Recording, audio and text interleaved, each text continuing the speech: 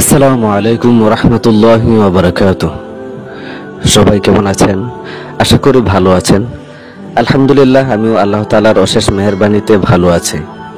হালাল রুজির বরকত সম্পর্কে একটি আশ্চর্যজনক ঘটনা আপনাদের সাথে শেয়ার করব।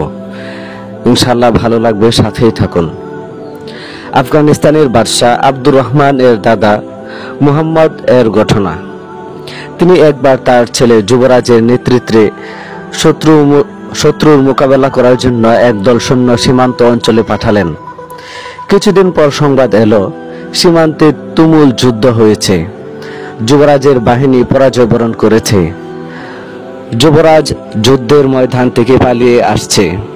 বাদশাহ খুব চিন্তিত হয়ে পড়লেন। বিষণ্ণ বিমর্ষ অবস্থায় ঘরে ফিরে এসে স্ত্রীকে সংবাদ বললেন।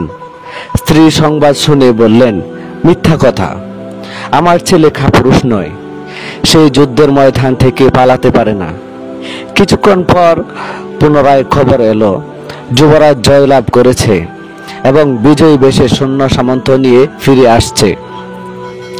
এ সংবাদে বাদশাহ যার পর নাই আনন্দিত হলেন।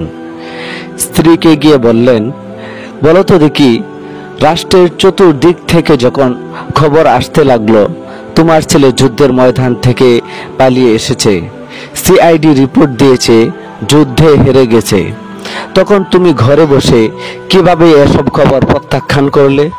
রহস্যটা কি? স্ত্রী উত্তর দিল, রহস্য হচ্ছে, আমার এ ছেলে যখন থেকে আমার পেটে আসছে তখন থেকে আমি হারাম তো দূরের কথা, সন্দেহজনক কোনো লোকমা আমার মুখে দেইনি।